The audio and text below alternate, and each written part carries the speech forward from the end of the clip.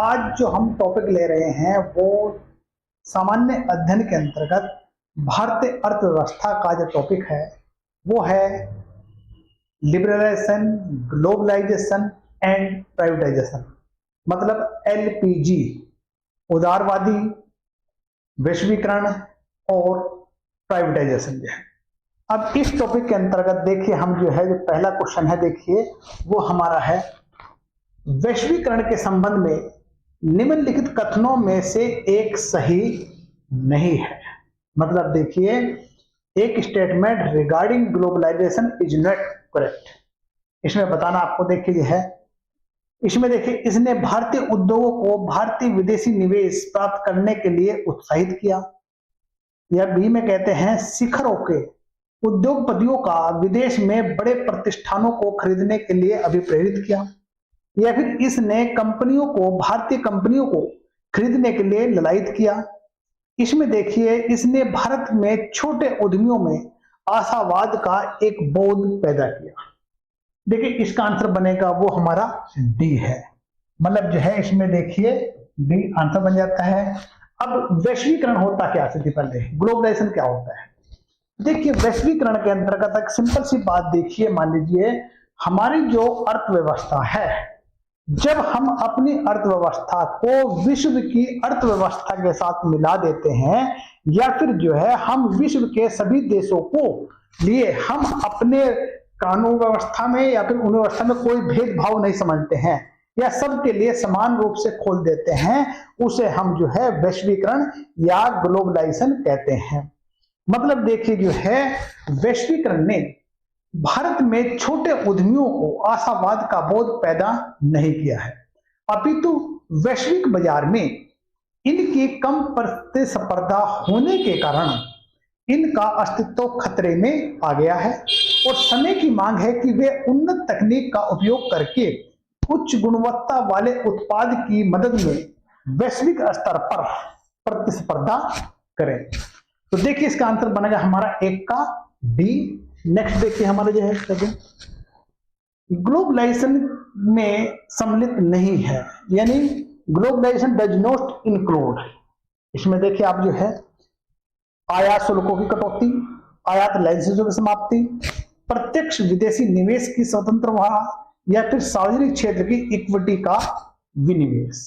अब देखिए जो है विनिवेश का मतलब क्या हुआ, देखिए यहां पर देखिए अब इसमें जो आंसर बनेगा वो बनेगा हमारा डी, यानी डी आंसर है। इसमें आया विनिवेश, यानी बोलते हैं डिसइन्वेस्टमेंट।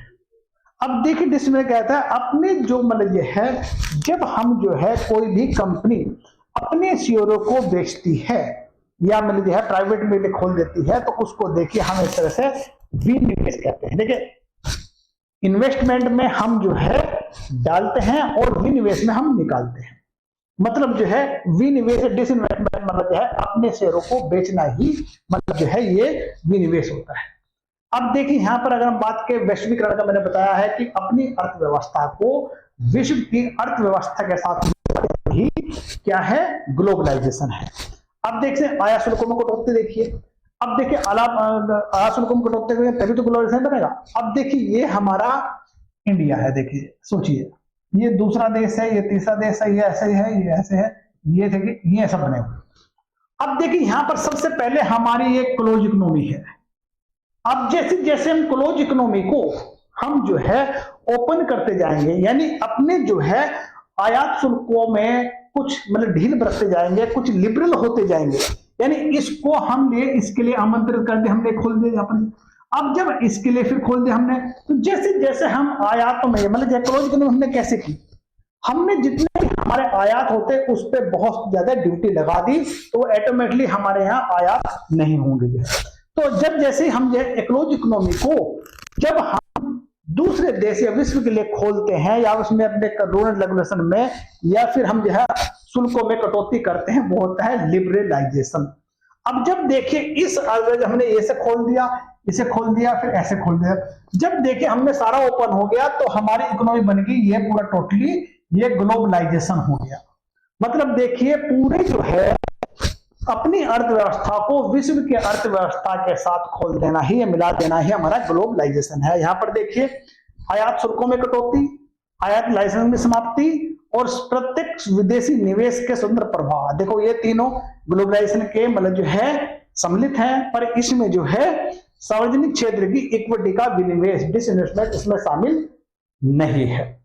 अब यहां पर देखिए, हम देखिए अगर वैश्वीकरण में सार्वजनिक क्षेत्र की इक्विटी के विनिवेश को सम्मिलित नहीं किया जाता है, वैश्वीकरण का आशय किसी भी देश के द्वारा अपने बाजार को सभी के लिए खोल देना होता है या ओपन कर देना होता है। तो इसका आंसर बना हमारा डी।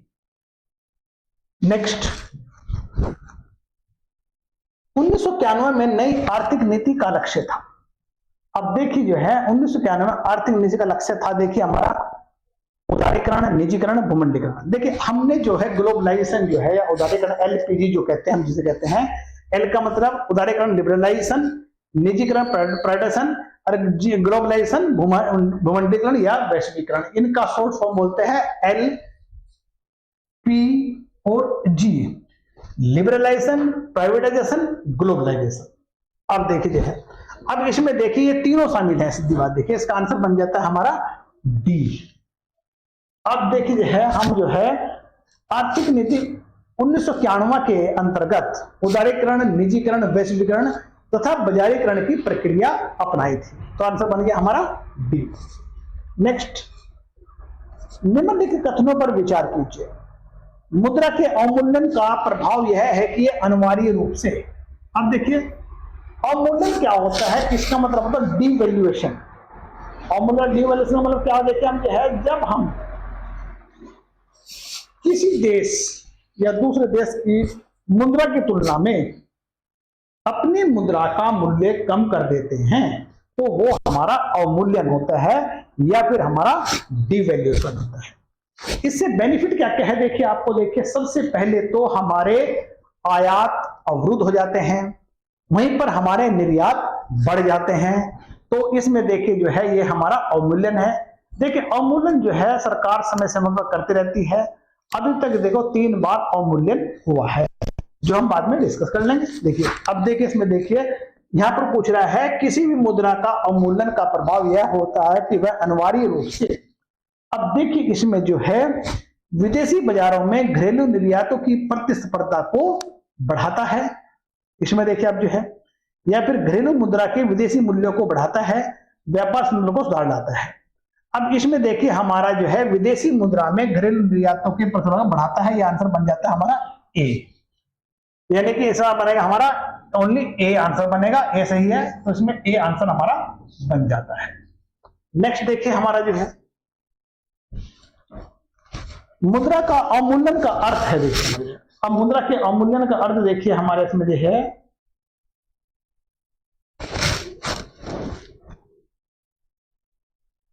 अंतरराष्ट्रीय व्यापार में प्रयुक्त प्रमुख मुद्राओं की तुलना में मुद्रा विशेष का मूल्य घट जाना चाहिए। देखिए मैंने पहले कहा था कि अवमूल्यन होता क्या है, जब हम अपनी मुद्रा को दूसरे देश की मुद्रा की तुलना में कम कर देते हैं वो हमारा अवमूल्यन होता है या डिवैल्यूएशन होता है। यानी जब कोई देश अपनी मुद्रा विनिमय की अधिकृत दरों में अन्य देशों की मुद्रा के सापेक्ष में कमी करता है तो वह मुद्रा का अवमूल्यन कहलाता है। मुद्रा अवमूल्यन का प्रमुख उद्देश्य भुगतान संतुलन में बढ़ रहे घाटे को कम करना है। मतलब जो है हमारा जो है बैलेंस ऑफ पेमेंट को, जो घाटे बढ़ रहे हैं उसको कम करना है, ये हमारा डिवैल्यूएशन या अवमूल्यन का उद्देश्य होता है। तो आंसर देखिए इसमें बन जाता है हमारा ए आंसर बन जाता है, तो इसका आंसर होता है हमारा ए। देख लीजिए आप जो है। नेक्स्ट देखिए हमारा जो है भारत में रुपए का अवमूल्यन पहली बार जिस वर्ष किया गया वह वर्ष था, देखिए इसमें देखिए हमारा जो है वो था हमारा देखिए 1949, यानी ए आंसर बन जाता है इसका। देखिए है अब देखिए हम बात करते देखिए मतलब भारत में रुपए का अवमूल्यन, देखिए अभी तक 3 बार किया जा चुका है। भारत में रुपए का अवमूल्यन पहली बार 19 सितंबर 1949 को किया गया था, जब ब्रिटेन द्वारा ब्रिटिश स्टर्लिंग के अवमूल्यन के बाद भारत में अपने रुपए का अवमूल्यन किया गया। भारत में रुपए का जो मूल्य 30.225 सेंट घटाकर 21 सेंट कर दिया गया था। वहीं पर देखिए दूसरा जो अवमूल्यन हमारा हुआ था वो 5 जून 1966 में या 66 में किया गया था, जब भारतीय रुपए का मूल्य 36.5% से कमी लाई गई थी जो है। वहीं पर देखिए तीसरी बार जो अवमूल्यन हुआ हमारा वो था हमारा 1 जुलाई तथा 3 जुलाई कह सकते हैं हम जो है 1991 रुपए का जो अधोमुखी समायोजन हुआ था वहीं पर जो है 18.5 का था, और जिसे बहुत से अर्थशास्त्री ने इसकी मात्रा को देखते हुए रुपए का अवमूल्यन माना था। मतलब देखिए आंसर हमारा ए बन जाता है। नेक्स्ट देखिए हमारा, एक देश अपनी मुद्रा के अवमूल्यन का सहारा लेता है। देखिए एक देश अपने देश का अवमूल्यन का सहारा लेता है, वो देखिए हमारा व्यापार शेष को ठीक करने के लिए, आयातित वस्तु और सेवाओं की लागत को ठीक करने के लिए, देश में मुद्रास्फीति की प्रवृत्ति को कम करने के लिए, उपरोक्त में सभी। देखिए हम देखिए सबसे पहली बात तो जो है एक देश अपनी मुद्रा का अवमूल्यन का जो सहारा लेता है वो सबसे पहले है टू फिक्स ट्रेड बैलेंस, मतलब समझिए एक तरह से व्यापार शेष को ठीक करना होता है। देखिए मैंने पिछले क्वेश्चन में बताया आपको जो है कि अवमूल्यन का जो उद्देश्य है हमें बैलेंस ऑफ पेमेंट को जो घाटा हो रहा है उसको ठीक करना होता है। अब यहीं पर देखिए हमारा व्यापार शेष को ठीक करने के लिए आंसर बन जाता है हमारा ए, इसका आंसर ए बन जाता है।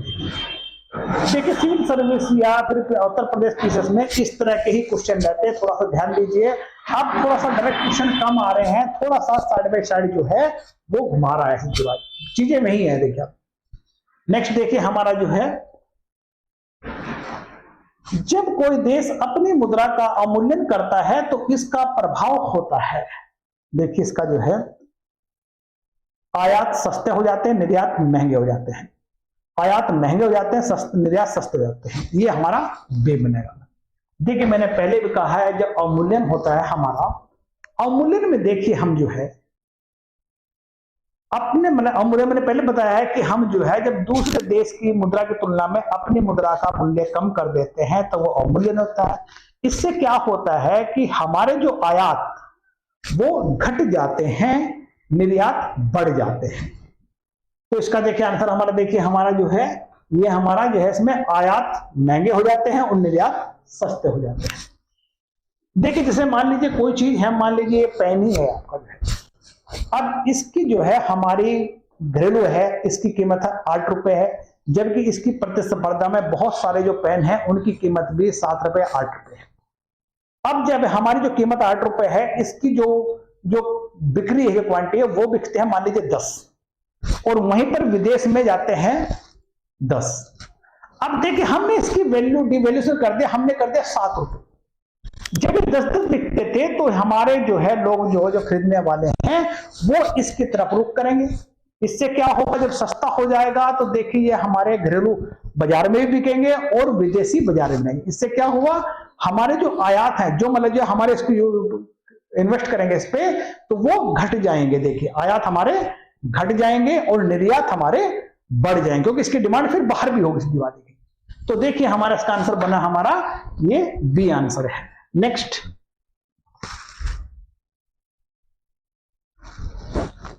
भारत में आर्थिक उदारीकरण शुरू हुआ।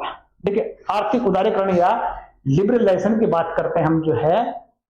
अब मैंने पहले बताया उदारीकरण क्या होता है, जब हम अपने आयात शुल्कों में कुछ कमी कर देते हैं तो वो उसे लिबरल कहते हैं, उदार कहते हैं, सीधी बात देखिए।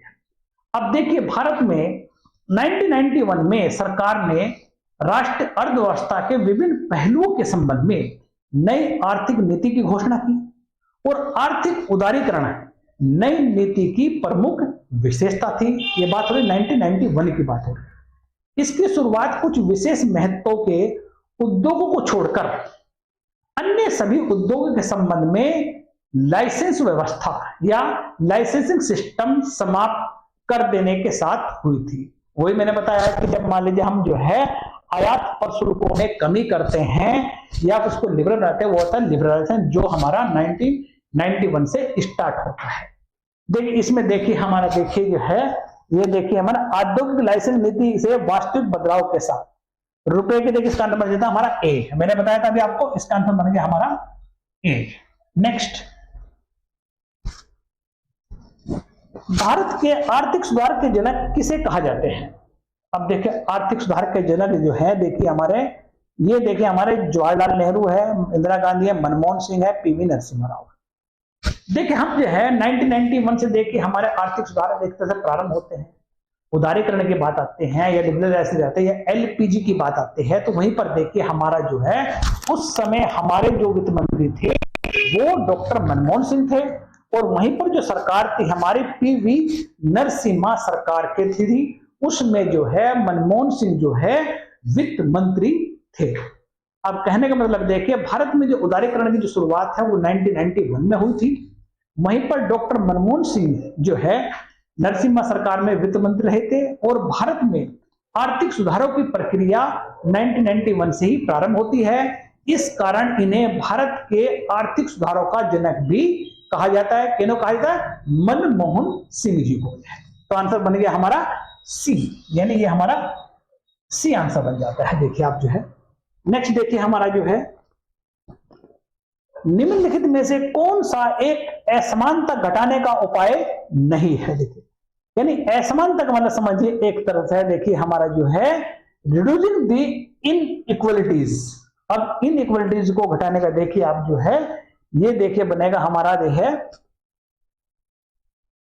न्यूनतम आवश्यकता कार्यक्रम, अर्थव्यवस्था का उदारीकरण, करारोपण और भूमि सुधार।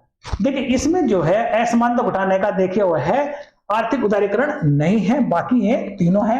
न्यूनतम आवश्यकता कार्यक्रम भी हमारा जो है असमानता कम करता है, और दूसरी बात है टैक्सेशन को भी करता है और भूमि सुधार भी करता है। इसका आंसर बनेगा हमारा बी, ये आर्थिक अर्थव्यवस्था का उदारीकरण जो है असमानता घटाने का उपाय नहीं है। देखिए अब देखिए हम बात करते हैं न्यूनतम आवश्यकता कार्यक्रम या फिर करारोपण, भूमि सुधार, जो असमानता को घटाने के उपाय हैं, जबकि वही अर्थव्यवस्था का उदारीकरण असमानता का घटाने का उपाय नहीं है। वर्ष 1991 में आर्थिक उदारीकरण की नीति अपनाने के बाद भारत में असमानता में वृद्धि देखी गई है। तो इसका आंसर बना हमारा क्या? बी आंसर है। नेक्स्ट देखिए हमारा जो है,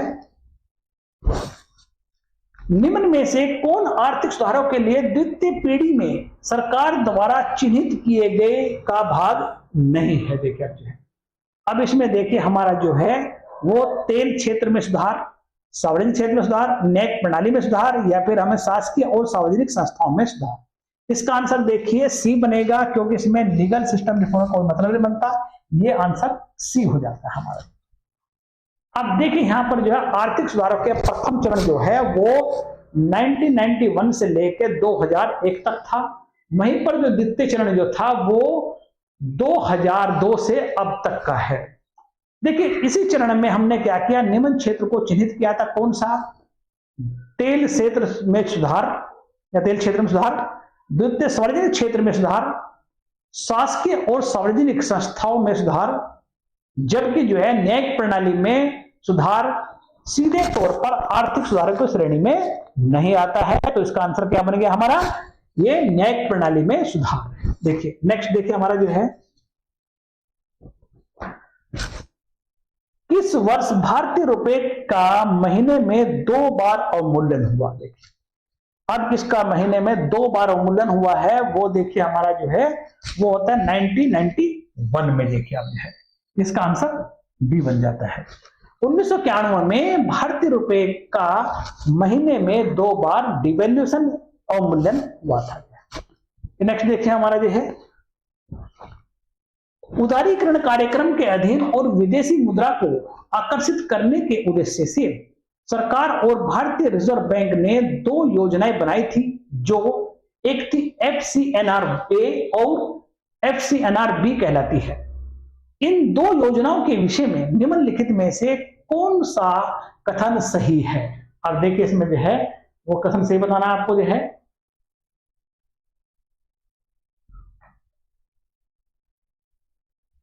भारतीय रिजर्व बैंक विनिमय दर में उतार चढ़ाव को भुगतता था, बिल्कुल सही है जो है।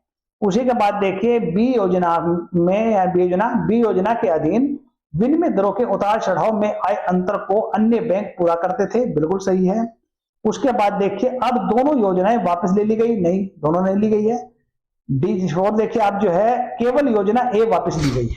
देखिए इसमें मतलब जो है ये नहीं होगा क्योंकि ए ली गई है, इसमें 1 2 4 से बनेंगे, यानी इसका हमारा डी आंसर बन जाएगा। देखिए अब देखिए हमारा जो है क्वेश्चन में जो है देखिए हमारा जो है यानी 1975 से अस्तित्व में रहे FCNRA को समाप्त करके इसकी जगह 15 मई 1993 से FCNRB प्रारंभ किया गया है।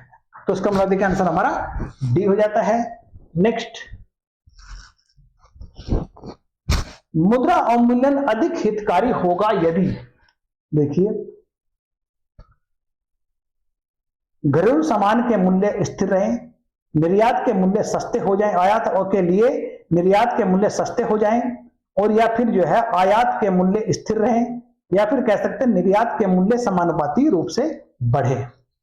अब देखिए यहां पर जो है हमारा क्या है, मुद्रा अवमूल्यन अधिक हितकारी होगा यदि आयात के लिए निर्यात के मूल्य सस्ते हो जाएं, यानी हमारा बी आंसर बन जाएगा। देखिए अवमूल्यन को बहुत बार अच्छी तरह समझा दिया मैंने आपको, इसके देखिए ये हमारा बी आंसर बन जाएगा। देखिए अब देखिए यहीं पर हम बात करते हैं, देखिए इसकी बात है जब कोई देश अपनी मुद्रा के विनिमय के अधिकृत दरों में अन्य देशों की मुद्रा की सापेक्षा में कमी करता है तो वो अवमूल्यन कहलाता है।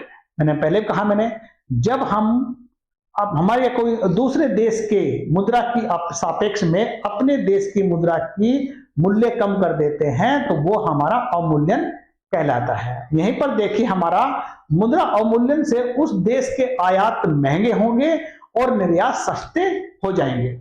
निर्यात सस्ते होने से वस्तुओं की मांग अंतरराष्ट्रीय बाजार में बढ़ जाएगी और निर्यात में वृद्धि होने से मुद्रा का अवमूल्यन अधिक हितकारी होगा यदि आयातकों के लिए निर्यात के मूल्य सस्ते हो जाए। तो कहने का मतलब देखिए हमारा इसका आंसर बन गया बी। नेक्स्ट, निम्नलिखित कार्रवाइयों में विचार करें और सरकार द्वारा लिए जा सकते हैं। मतलब देखिए आप जो है इसमें देखिए हमारा घरेलू मुद्रा का अवमूल्यन, निर्यात को मिलने वाली आर्थिक सहायता, उसके बाद देखिए हमारा उन उपयुक्त नीतियों को लागू करना जिससे देश में अधिक FDI आए और FII से अधिक निधि आए। अब देखिए इसका जो आंसर बनेगा देखिए हमारा वो बनेगा 1 और 3, यानी कि घरेलू मुद्रा का अवमूल्यन और हमारा तीसरा, यानी कि यह है हमारा डी आंसर बन जाता है। मतलब देखिए हमारा जो है ये इसमें जो है अगर चालू खाते के घाटे को घटाने के लिए घरेलू मुद्रा का अवमूल्यन और उन उपयुक्त नीतियों को लागू करना जिससे देश में अधिक FDI या FII से अधिक निधि आए इत्यादि कार्रवाई किसी भी सरकार द्वारा की जा सकती है। इसका आंसर डी हो गया। देखिए नेक्स्ट, निम्नलिखित वैधानिक प्रावधानों के पारित होने में काल क्रमशः बनाइए। इनका एक सीक्वेंस बनाना है आपको। देखिए आप जो है अब इसमें सीक्वेंस में कैसे देखिए सबसे पहले बात करते हैं। देखिए हमारे जो है अब ये है हमारा देखिए MRTP का मतलब समझिए जो है एकाधिकारी एवं प्रतिबंधित व्यवहार अधिनियम। अब देखिए मतलब शुरू देखिए विदेशी विनिमय नियमन जो है यानी फॉरेन एक्सचेंज रेगुलेशन एक्ट। अब देखिए जो है अगर हम बात करते हैं MRTP की बात करते हैं तो 1969 का है। MRTP जो है 1969 में हो जाता है। वहीं पर देखिए हमारा जो है विदेशी विनिमय नियमन की बात करते हैं। देखिए विदेशी विनिमय नियमन यानी कि इसकी बात करते हैं, ये बन जाता है हमारा सॉरी देखिए ये हमारा देखिए विदेशी विनिमय फॉरेन एक्सचेंज रेगुलेशन एक्ट की बात करते हैं, यानी कि हम जो है ये बनता है हमारे जो बोलते हैं फेरा भी बोलते हैं, विदेशी विनिमय नियमन अधिनियम यानी फेरा भी कहते हैं। ये 1973 का है, ये 1973 का है। वहीं पर देखिए हमारा जो है फेमा यानी फॉरेन एक्सचेंज मैनेजमेंट एक्ट यानी विदेशी विनिमय प्रबंधन, ये फेमा जो है ये बनता है हमारा 1919 का, ये हमारा आता है 1999 का। वहीं पर देखिए हमारा जो बनता है, देखिए हमारा जो है कंपटीशन एक्ट जिसे कहते हैं, ये बनता है 2002 का। अब इसका जो है सीक्वेंस बना लीजिए आप, जो देखिए आप जो है ये बन जाएगा हमारा, देखिए सबसे पहले तो हमारा बनेगा 2, फिर बनेगा हमारा 1, फिर बनेगा 4, फिर 3, यानी इसका आंसर बन जाएगा ए। ये हमारा ए आंसर बन जाता है। नेक्स्ट देखिए इसमें देखिए हमारा जो है निम्नलिखित में से कौन सा भारत के 1991 में आर्थिक नीतियों के उदारीकरण के बाद घटित हुआ। अब देखिए इसका देखिए हमारा जो है वो देखिए हमारा जीडीपी में कृषि का अंश बेहतर रूप बढ़ गया, विश्व व्यापार में भारत के निर्यात का अंश बढ़ गया। देखिए उसके बाद देखिए हमारा जो है, या फिर याद करें भारत के विदेशी विनिमय भंडार बेहतर रूप से बढ़ गए, इसमें देखिए हमारा, या फिर देखते हैं एफडीआई का अंतर्वाह बढ़ गया। देखिए अब देखिए इसमें क्या हुआ, देखिए हमारा जो है ये देखिए हमारा एक तो विश्व व्यापार में भारत का निर्यात का अंश बढ़ गया, दूसरी बात देखिए हमारा जो है एफडीआई के अंतर प्रभाव बढ़ गया। देखिए इसका आंसर देखिए बनेगा हमारा, देखिए उसके बाद देखिए हमारा बी आंसर बन जाएगा हमारा। देखिए है ये हमारा बी आंसर, मतलब जो है कृषि का अंश बृहत नहीं बढ़ा, बाकी तीनों बढ़ जाते हैं, तो इसका आंसर बी हो जाता है। नेक्स्ट, नीचे दिए गए वक्तव्य में दिए गए जिनमें से एक कथन ए और दूसरा कथन आर कहा गया है। अब इसमें देखिए हमारा जो है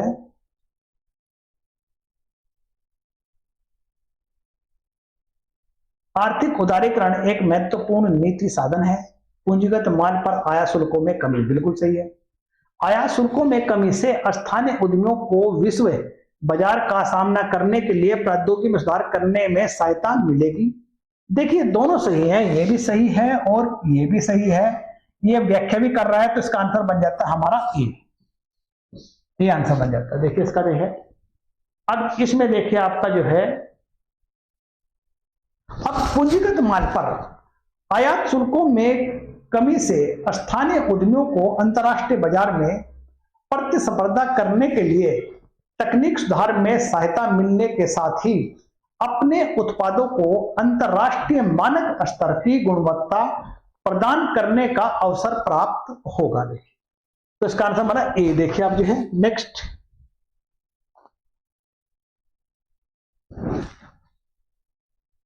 यानी कि फॉरेन एक्सचेंज मैनेजमेंट एक्ट जिसे बोलते हैं फेमा, विदेशी मुद्रा प्रबंधन अधिनियम को अंतिम रूप लागू किया गया था। देखिए अब इसको देखिए हम 2002 में इसको लागू किया गया था, ये बन जाता है सी।